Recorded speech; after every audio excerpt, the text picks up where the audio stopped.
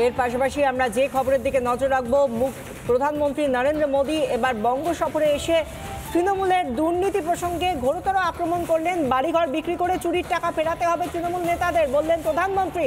মানুষের টাকা ফেরত দিতে হবে, সম্পত্তি ফেরানোর জন্য আইনি পরামর্শ নিচ্ছে শাসক দলকে নিশানা প্রধানমন্ত্রী নরেন্দ্র মোদীর। বালি মাফিয়া দৌরাত্ম্য নিয়েও তৃণমূলকে তোপ দাগলেন প্রধানমন্ত্রী।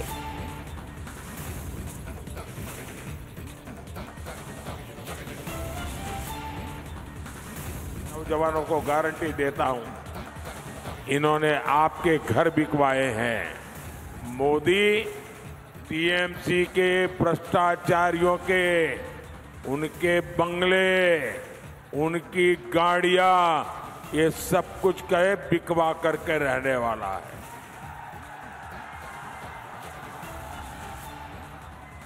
और इतना ही नहीं, मोदी कानूनी सलाह ले रहा है कि कैसे आपका लूटा हुआ पैसा आपको वापस मिले। দুর্নীতির জন্য যে টাকা শাসক দলের কাছে গিয়েছে বলে অভিযোগ করছেন প্রধানমন্ত্রী, সেই টাকা গরিব মানুষকে ফেরত দিতেই হবে। তার জন্য তৃণমূল নেতা নেত্রীদের যদি ঘরবাড়ি বিক্রি করতে হয় তাও করতে হবে। এই কথা যখন বলছেন প্রধানমন্ত্রী মোদী, তার প্রেক্ষিতে কি বলছেন তৃণমূল মুখপাত্র শান্তনু সেন, শুনুন। প্রথম কথা, নরেন্দ্র মোদীর প্রতিশ্রুতি মানে প্রত্যেকটা যে মিথ্যা প্রতিশ্রুতি, মোদীর গ্যারেন্টি মানে জিরো ওয়ারেন্টি, সেটা সারা দেশের মানুষ জানে। আর তাকে যদি সেটা করতে হয় তাহলে সবার আগে তো বিজেপির মন্ত্রিসভার এক ঝাঁক মন্ত্রীকে, এক ঝাঁক সাংসদ, এক ঝাঁক বিধায়ককে সবার আগে তাকে জেলে পুরতে হবে। তার কারণ এর আগে 303টে যে সাংসদ ছিল তার মধ্যে তো 116 জনের বিরুদ্ধে ক্রিমিনাল কেস ছিল। তাহলে প্রধানমন্ত্রী কাকে জেলে পুরবেন সবার আগে? কার্তিক মহারাজ যে লোকটা বলে আমি তৃণমূল কংগ্রেসকে এজেন্ট বসতে দেবো না, সে লোকটাকে আমি সাধু বলে মনে করি না। তার কারণ তিনি ডাইরেক্ট পলিটিক্স করে দেশটা সর্বনাশ করছেন। उनका नाम लेकर धमका रही है। इतनी हिम्मत सिर्फ अपने वोट बैंक को खुश करने के लिए आध्यात्मिक गुरुओं का अपमान ये देश कभी नहीं सहेगा।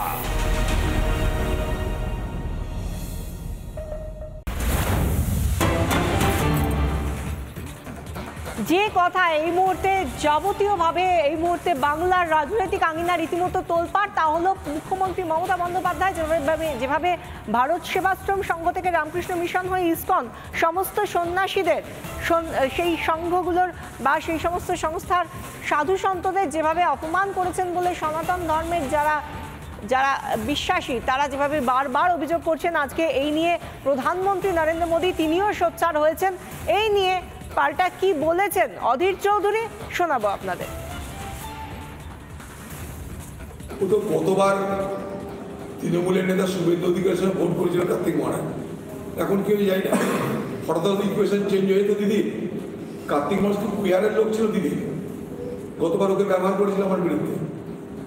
হঠাৎ করে ইকুয়েশন চেঞ্জ হয়ে সমীকরণ পাল্টে যাচ্ছে হয়তো। অধীর চৌধুরী বলছেন যে যাদের তিনি অপমান করেছেন বলে এত সোচ্চার সকলে, তারা তো একটা সময় নাকি তার খুব পছন্দের লোকজন ছিলেন, এমনই বলছেন অধীর চৌধুরী। অধীর চৌধুরী প্রদেশ কংগ্রেস সভাপতি, তিনি কথা বলছেন। যদিও সব দিক থেকে আমরা দেখতে পাচ্ছি গোটা ভারত জুড়ে, বাংলা জুড়ে তো বটেই, যেখানে কেন সাধু সন্তদের এই ভোট রাজনীতির মধ্যে টেনে আনা হচ্ছে, কেন এই ধরনের কথা মুখ্যমন্ত্রী মমতা বন্দ্যোপাধ্যায় ভোট প্রচারে গিয়ে সর্বসমক্ষে জনসভায় দাঁড়িয়ে কথা বলছেন, তা নিয়ে খোদ প্রধানমন্ত্রীও আজকে এই নিয়ে কথা বলেছেন এবং তীব্র আক্রমণ করেছেন মুখ্যমন্ত্রীকে। তিনি বলেছেন শুধুমাত্র ভোট ব্যাংককে খুশি করতে মুখ্যমন্ত্রী মমতা বন্দ্যোপাধ্যায় সাধু সন্তদের এবং সনাতনীদের অপমান করতেও ছাড়ছেন না।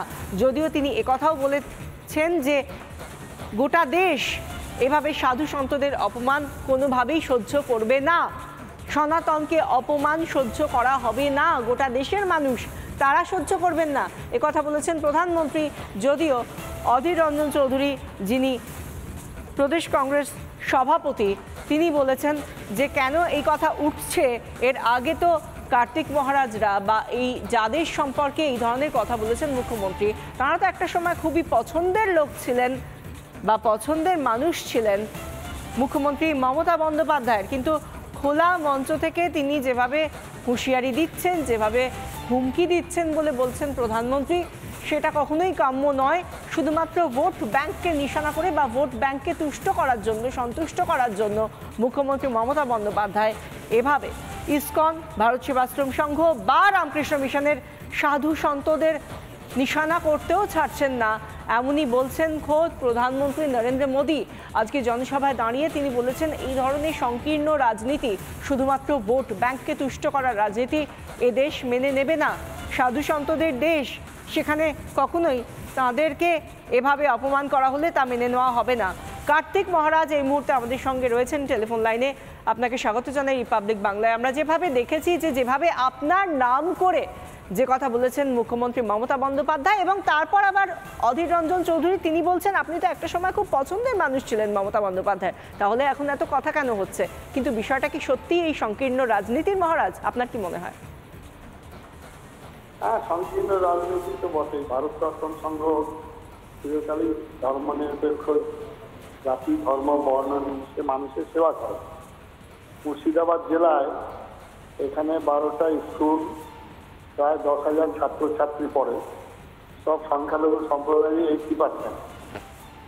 হসপিটাল রয়েছে, একটা আনন্দলোক হসপিটাল বেলডাঙ্গা আশ্রম কম্পাউন্ডে, আর একটি 10 বেডের হসপিটাল নবগ্রাম ব্লক। তো এখানে হিন্দু, মুসলমান, খ্রিস্টান, বৌদ্ধ, জৈন, এখানে কে সিপিএম, কে কংগ্রেস, কে বিজেপি দেখা হয়। আমাদের কাছে আসেন মানুষ সাহায্য প্রার্থী করে।